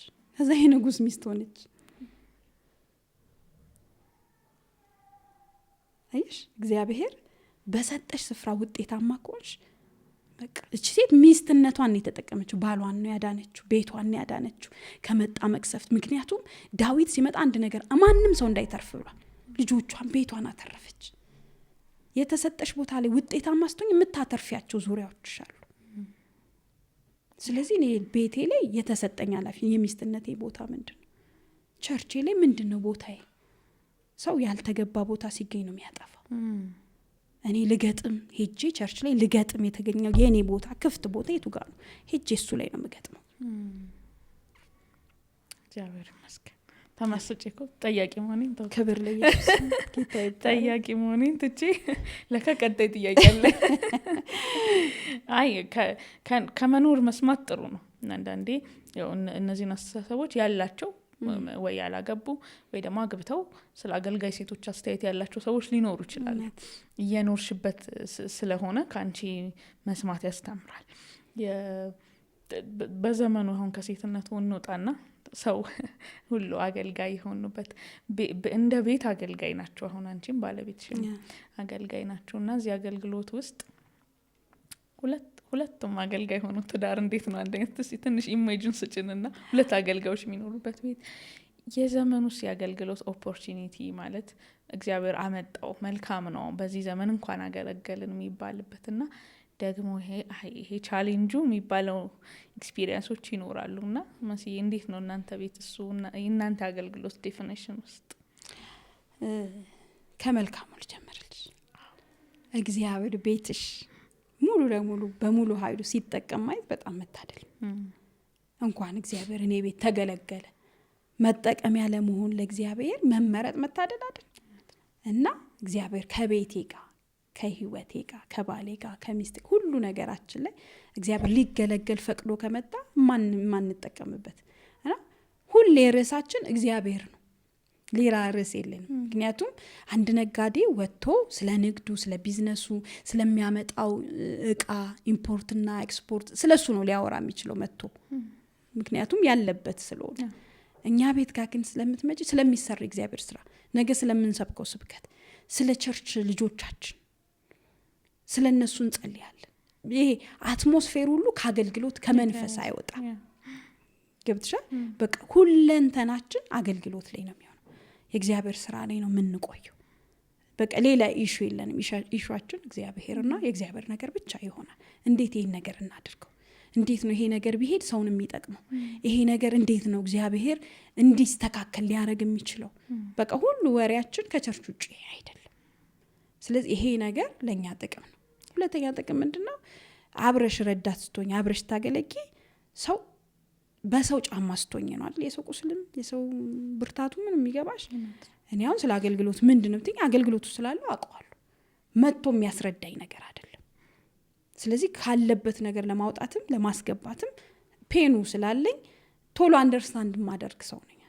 አንድ በአገልግሎት ላይ የሌለች እህትን ባሏ ሄዶ አገልጋዩ ከሚያስረዳት ይልቅ ቶሎ የመረዳት እንትኔ እዛው ላይ ስለሆንሽ ቅርብ ነው። እሱ ጠቅሞናል ብዬ አስባለሁ። እሱም እኔን ቶሎ ነው የሚረዳኝ፣ እኔም እንደዛው ማለት ነው። ቻሌንጅ ጋር ስትመጪ እውነት ለመናገር ጥሪ ነው እንጂ ትዙ ጥሪ ነው እንጂ እግዚአብሔር ፕሮግራም ሲኖርብሽ ነው እንጂ እድል ይሄ የዝምድናም ጉዳይ አይደለም። ዘመድ ስለሆንሽ የሚሰጥሽ፣ ዘመድ ስለሆንሽ እንድታገለግ የሚደረግ ኦፖርቹኒቲም አይደለም። ጥሪ ስላለብን ነው። እውነት እግዚአብሔር ሌላ እድል አመቻችቶ ሰርቼ እንደሰው በጣም ጥሩ ማይንድ አለኝ፣ በጣም ስሰራ ውጤታማ ነበርኩ፣ ተፈላጊ ነበርኩ፣ ሰርቼ ገንዘብ አምጥቼ ለት የሆነ ቀዳዳውን ብደፍን በምን እድላችን ገባሽ? ብዙ ጊዜ ቻሌንጅ ገንዘብ ነው። አሁን ደግሞ ጊዜውን ታውቂዋለሽ። እንደ ድሮ ሰው አይረዳም፣ አንደርስታንድ አያረግሽም። አገልጋይ ስትይ ይሄ ለገንዘብ ቸርች ለገንዘብ አገልግሎት ውስጥ የገባሽ አድርገው ሰዎች ያስቡ። የተሳሳተ አመለካከት። በጣም ብዙ ዋጋ ከፍለን ነው የምናገለግለው። መኪናዎቻችንን ሰተን ነው ለቸርች የምናገለግለው ስለምንወደው ኢየሱስ። ቻሌንጅ ሆኖብን ብዙ ነገራችን ነው የምንሰጠው። ያው ትዳሯን ሰጠች አይደል የሚለው፣ ትዳራችንን ሰተን ነው ጌታ የምናገለግል። ያው የከተማ ልጅ ስትሆኝ ደግሞ ብዙ ነገር ከባድ ነው፣ አትደፍሪምም ሰውን ለመጠየቅ። ስለዚህ እኛ ቤት አሁን ብዙ ጊዜ ቻሌንጅ የሚሆኑ ነገሮች አሉ። መራመድ ጀምረን እንዳንራመድ የሚያደርገን የገንዘብ ብረዳው ደስ ይለኝ ነበር እውነት። ያው እግዚአብሔር እንደማገልገል የሆነ ደስታ ባይኖረም እንደው ሰርቼ የሆነ ነገሩን በከፈልኩለት የሆነ ነገሩን በደፈንኩለት ያስብላል። ግን ጥሪ ከሆነስ ለሚበልጠው ራስሽን አሳልፈሽ ትሰጫለሽ። ትዳር ውስጥ ያለው ሁለቱም መልክ ይሄ እንደ ከቤት ውጪ ዝም ብሎ እንደ እንዴት ልበልሽ ዘመኑን እንደሚቃኝ እንደሚታዘብ ሰው የአገልጋይ በዚህ ዘመን ማገልገል እድልና ደግሞ በዚህ ዘመን የማገልገል እንደው ከባድ ነገር የምትዩስ ምንድን ነው? ለማንኛውም አገልጋይ ይሄንን ዘመን እንደሚያይ ሰው እድሉ በጣም ደስ ይላል። ትልቁ እግዚአብሔር በአንቺ ሲጠቀም እንደማየት ራሱን። ምክንያቱም በሰማይ ያለው ፈቃድ በምድር የሚገለጠው የሰማይ ፈቃድ በምድር በአንቺ ሲገለጥ ታማኝ አድርጎ ቆጥሮሽ አገልጋይ ሲያር በእግዚአብሔር መሾምን የመሰለ ነገር አለ? አንድ ትልቅ ባለስልጣን ጠርቶ ለሆነ ዲፓርትመንት ሾሜሻለሁ ቢልሽ በጣም ደስ አይልም? የሰማይ ፕሮግራም ሲሾምብሽ በጣም ከዚህ በላይ ምን አለ? ባይዘዌ ምድር ላይ ካለው ደስታ ሁሉ የእግዚአብሔር አገልጋይ መሆን ምንም ደስ የሚል ነገር እሱን አይስተካከለው። ስለዚህ ይሄ በጣም እድል ለሆነው አገልግሎት ይሄ ዘመን አመጥቶለታል የምትይው እድል የሆነ ኦፖርቹኒቲ የሆነው ነገር እና ከባድ ያደረገበት ነገር ምንድን ነው? ለምሳሌ ሚዲያ። አሁን እኮ ሚዲያ የሚገርም እኮ ነው ትዙ። ኢየሱስን ለመስበክ በጣም የሚገርም ኦፖርቹኒቲ ነው። አንድ ሰሞን ተነቃቅንቀው ነበር የኛ ወንድሞች። የሚገርም የማናቀውን ነገር ሌላ ቤት ያለውን ብዙ ገበና አሳይተውን ብዙ ሰዎች ወደ ጌታ መጥተው ነበር። ያን እድል ደግሞ በማይገባ ተራ በሆነ ነገር በቃ ሩቅ መሄድ ሲኖርባቸው መሀል ላይ ሲቆሙ ልብሽ አላዘን። በጣም ብዙ እድል አደባባይ ላይ ኢየሱስን እየሰበኩ ያሉ ወንድም እህቶቻችን በላይ ይሄ ደግሞ በጣም በ5 ደቂቃ የሆነ ንግግር ብዙ ሺህ ሰው እኮ ትደርሻለሽ። ግን የተሰጠሽን እድል መጠቀም ያስፈልጋል። እኛ ቤት ደግሞ ይሄን እድል በጣም ብዙ ጊዜ ሲያበላሹ ታያለሽ። ከዛ መስራት የምንፈልግ ሰዎችን ሁሉ እንዳንወጣ ፍርሃት ውስጥ ከተቱን። መመታት ያስፈራል እኮ ማለት አለመረዳት፣ አንቺ ልትይ የፈለግሽውን ሀሳብ ልረዳሽ አለመቻል ድጋሚ እንዳትሄጂ ያደርግሻል። ገብቶሻል? ስለዚህ አሁን እንደውም እንዳሁን ጊዜ አለ እንዴ? በጣም እኮ ጥሩ ጊዜ እድል አለ። በጣም ጥሩ ኢየሱስን በዝማሬ በደንብ መስበክ እየቻለች እህታችን ቅርጿን የሆነ ነገሯን አድርጋም፣ ኧረ በስመ አብ ያሳፍራል። ኧረ ኢየሱስ በጣም ብዙ የሚታይ ነገር አለው። በጣም እድላችን ብንጠቀም በጣም እንዳልኩሽ ነው። የሆነ በዓላት ሲሆን አሸብርቀው ጧፋቸውን ይዘው ነጫጭ ለብሰው ማቶ ነው ሲያምሩ ምናምን ብለሽ ትደነቂያለሽ እንዴ? አረ ሰው አልዳነም ትዙዬ። አረ እህት የሆነ ነገር ውስጥ ናት፣ ወንድም የሆነ ነገር መዳን አለበት። ኢየሱስ ያስፈልጋል ለዚህ ምድር። እኛ ቤት ያሉት ግን እንትኑ ብሎ ይደነቃሉ። ጭራሽ ያደንቃል። ስለ ጧፍና ስለ ልብሱ ስለ ነጭ ነገሩ ደስ ይላል። እውነት ነው፣ የሚደነቀው ጥሩ ነው፣ መልካም ነው። ግን ከምታደንቂው አሻግረሽ ማየት ያለብሽ በጣም ብዙ ህዝብ ጠፍቷል። የሞተለት ኢየሱስ በቀራንዮ የፈሰሰው ደም እኮ በቃ ዝም ብሎ እንትን እያለ ነው። የሚጮው ደም አለ እኮ። ኢየሱስ የሚፈልገው እጁን ዘርግቶ የሚፈልገው ትውልድ አለ። ታዲያ በየት ነው የምንደርሰው? ኢየሱስ መሰበክ አለበት፣ በህይወት መሰበክ አለ፣ በንግግር መሰበክ አለበት። ስለዚህ እንደ እህት ለእኛ ቤት የምነግረው እድላችሁን ተጠቀሙ። የሚወራ ማያልቅ ርዕስ አለ። ኢየሱስ ምንን ነው ማሳዩ? ምን የሚታይ ነገር አለን ትዙዬ? እውነት የሚታይ ነገር አለን? የለንም እኮ የምናሳየው ኢየሱስ እንጂ እንዴ። የሚበልጥ ብዙ ሰዎች በቤታቸው ያዝናሉ፣ እንሰማለን ትዙዬ። ቢሮ ይመጣሉ፣ ይደውሉልናል።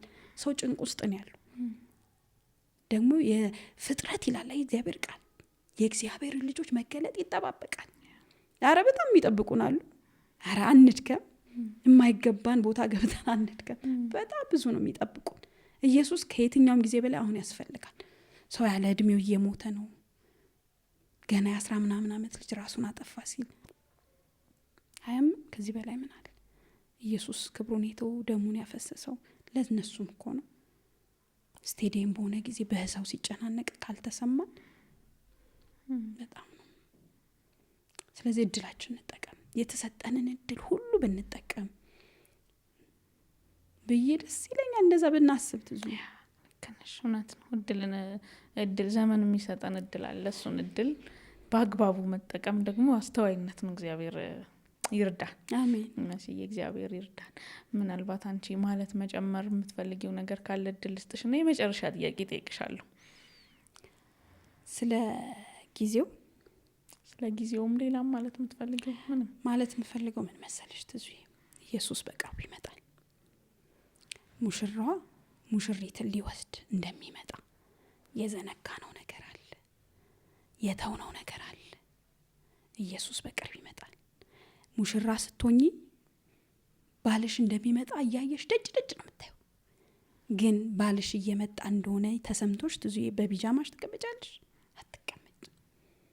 ተሰናርተሽ ለሙሽርነት የሚያበቁሽን ነገር ሁሉ አድርገሽ ሙሽራሽን ትናፍቂያለሽ። ያ መናፈቅ እየጠፋ ነው። እውነት እኛ ቤት በጣም ተዘናግተናል። ቢዚ የሚያደርገን ነገር በዝቷል። እንደሆነ ታናሽ ነኝ፣ እንደው ከሳትኩም ሰዎች ቀና እያደረጉ አማርኛዬን ይስሙልኝ። ግን ኢየሱስ በቅርቡ ይመጣል።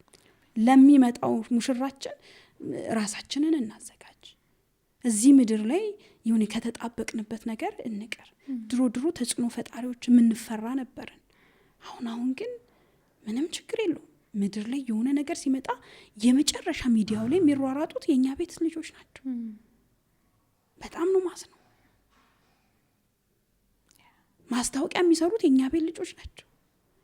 አረ የማያልቅ ርዕስ ኢየሱስ አለ ትዙዬ። ደስ የሚል የሚያሳርፍ ጸጸት የሌለበት ረፍ የሚያደርግ ስቆ የሚያስቀር ደስታ የሆነ በክብር መጥቶ የሚወስደን ኢየሱስ አለ የሚነገር። እውነቴን ነው የምልሽ። አንዳንዴ የምታየው ነገር አንገት ያስደፋሻል። ወይኔ እኛ ቤት ባልሆነት ያለሽ ስትሰሚው፣ ወይኔ እኛ ቤት ልጅ ባልሆነች እህቴ ወንድሜ ባልሆነት ያለሽ፣ ግን ሆኖ ታገኘዋለሽ። አረ ኢየሱስ የሚሰበክ የማያልቅ ርዕሳችን ጋር እንመለስ። እውነት ፋሽን አላለፈበትም ጌታን ማሳየት። ኢየሱስን መንገድ ፋሽን አላለፈበት። እንደው ውበት ያለው ኢየሱስ ጋር ጸጸት የሌለበት ምንድን ንፋስ እንደገባ አላውቅም። ግድ የላችሁ ሌላ እርካታ ፍለጋ አትንከራተቱ። ሰው በኢየሱስ ጋር ረካ ምንም ቢመጣ አይረካም። ይህ ለእኛም ለሚሰሙንም መልእክት ነው። እግዚአብሔር ማስተዋልን ይስጠን። በህይወት ጆርኒሽ መንገድሽ ውስጥ ሁሉ ኢየሱስን አነሳን። ደግሞ እንደው የቻልናትን ያህል የዳንሽበትንም ቤተሰብሽንም የሰጠሽን የትዳርሽንም የምታገለጊውንም ጌታ አነሳን። በመጨረሻ ደግሞ ለዚህ ጌታ ፍቅርሽን እንድትገልጪ እድል ሰጥቼሽ እንጨርሳለን። ቀኔ የለውም ለራሱ እንደሚነግረው ሰው በዚህ ሁሉ መንገድ የረዳሽ እሱ እንደሆነ ስላየንና ኢየሱስ ምንድን ነው ላንቺ? ማን ነው ላንቺ? ፍቅርሽን ንገሪ ትዙዬ። ያው ዋና ነገራችን አይደል ኢየሱስ? እምወደው አቅሜ ኢየሱስ፣ ብርታቴ ትዙዬ፣ ድፍረቴ። ደፍሬ የቀረውት ኢየሱስን ያገኘው ቀን፣ አጋንንትን መምቻዬ፣ እምጠብቀው ሙሽራዬ ኢየሱስ፣ ሰላሜ። የትም ልግባ ቀና ብዬ የምወጣው የትም ትቶኝ የማሄድ ኢየሱስ፣ አባቴ፣ እናቴ፣ መጽናኛዬ፣ አንገቴን ስደፋ አይዞሽ ልጄ ብሎ ቀና የሚያደርገኝ፣ የሚያቅፈኝ፣ የሚያጽናናኝ፣ ከፍት የሚያደርጉ ነገሮች ንፋስ በህይወቴ ሲመጣ ብርክክ ስል የሚያሻሸኝ፣ ልጄ አይዞሽ የሚለኝ፣ ድብስ የሚያደርገኝ። ኧረ ኢየሱስ ብዙ እኮ ነው። የሄደ በክብር የሚመጣ ሄዶ የኔን ቤት እየሰራ ነው። በሰው እጅ ያልተሰራ ቤት በሰማይ ጠብ ፍጻሜን ያሳመረልኝ፣ አሁን ብሄድ የት እንደሚሄድ ያወቅኩበት ትምክቴ ነው ኢየሱስ። ድፍረቴ ነው፣ ውበቴ ነው፣ ድምቀቴ ነው። እኔ ደምቄ የቀረሁት ኢየሱስን አግኝቼ ነው። ልምላሜ ነው ኢየሱስ። ኢየሱስ ሰላም ነው። ይህን ኢየሱስ ያላገኙ ወደ ኢየሱስ ይምጡ። ኢየሱስ እውነት ነው፣ ህይወት ነው፣ መንገድ ነው። ከኢየሱስ ውጪ መንገድ የለም። ወደ ሞት ነው የሚያስገባው። እረፍ የሚያደርግ ኢየሱስ ነው። የዘላለም ህይወት አለ። ነገ የምንሄድበትም እንድናቅ እርግጠኛ ያደረገን ያጸደቀን ኢየሱስ ነው። እሱ የኛን ነገር ሰርቶ በቀራንዮ ላይ ያር ፍሬ ያለን በነጻነት እንድንኖር ክርስቶስ ነጻ አውጥቶናል። የነጻነቴ ምክንያት ኢየሱስ ነው። በነጻነት እንድኖር ነጻ ያወጣኝ ኢየሱስ ነው። በሰላም ኑር ያለኝ ኢየሱስ ነው። ዓለም የምትሰጠን ሰላም ኢየሱስ እንደሚሰጠን አይደለም። ዓለም ውሸታም ናት፣ እያታለለቻችሁ ነው። በዛው ልንገራቸው፣ አረ ኑ ኢየሱስ ሊመጣ ነው። እኛ ስንሄድ ደጅ እንዳትቀሩ ኑ። ኢየሱስ እረፍት ነው። ኢየሱስ የሚሰጠው ሰላም ከጀርባው ሀዘን የለበትም። የሚቀማው ነገር ዓለም እንዲህ ናት። የሆነ ነገር ትሰጥሽና እንደ ኤሊፖፕ አንዳንድ ልጆችን ሲርቁሽ ኤሊፖፕ ይኸውልሽ ብለሽ ልክ ሲደርሱ አይደለ ኑ ነገር ሳይበላሽ በር ሳይዘጋ። ኢየሱስ ደስ የሚል አምላክ ነው። መዳን በሌላ በማንም የለም። እንድንበት ዘንድ የተሰጠን ስም ኢየሱስ ነው። ኢየሱስ እረፍት ነው። ኢየሱስ ሃይማኖቴ ነው። ትዙዬ ኢየሱስ ሚስት እንደሆነ ያደረገኝ፣ ብቁ ያደረገኝ፣ ልጆች የሰጠኝ፣ ያከበረኝ። አንዳች ነገር ይገኝብሻል ብለሽ አይደል የጠራሽኝ? እንዲገኝብኝ ያደረገኝ ነው። ድምቀቴ ነው፣ ጠረኔ ነው። ከማይገባ ቦታ አንስቶ ጠረኔን የቀየረኝ ኢየሱስ። ይችልበት የለ ኑ። ይሄ ኢየሱስ እኛን ያሳረፈን ያሳርፋችሁ። ግድ የላችሁም ያለ ኢየሱስ አንድ መስቀል ላይ ሰርቶታል። ሌላ የሚታረድላችሁ ሌላ ደም ይፈስ የለ። ኢየሱስ በሰራውም ስራ ሌላ ካባ የሆነ አትሸፈኑ። ኢየሱስ በቂ ነው። ብቻውን በቂ ነው። ብቻውን አዳኝ ነው ኢየሱስ። ሌላ የሚያድን የለም አይደል? ብዙ የሸራተን ሻይ ጠጥተሽ ሂልተን ሄደሽ ትከፍያለሽ። በቃ ኢየሱስ ከፍሎታል። የምን መንከራተት ነው? የምን ተራራ መዋጠጥ ነው? የምን መከራ መብላት ነው? ኢየሱስ ጨርሶታል። ድንቅ አምላክ ነው ኢየሱስ። በቃ ርፍ ነው የሚያደርገው። እውነት ነው። ኢየሱስ ደስ የሚል አምላክ። ድፍረቱ ኢየሱስ ደፋር እኮ ነው የሚያደርግሽ።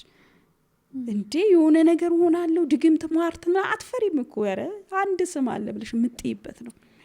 ኢየሱስ ማሸነፊያ ነው። ትዙይ ኢየሱስ አቅሜ ነው። የቤተሰቦቼ የወንድሞቼ አምላክ ነው። የእናቴ አምላክ ነው። የአባቴ የዘር ማንዘሬ አምላክ ነው። ነገ የምወርስበት ስም ነው። አምላኬ አሁን ስወጣ ተጽዕኖ እንደምፈጠራበት አውቄ ተጽዕኖ ፈጣሪ ያደረገኝ ስም ነው ኢየሱስ።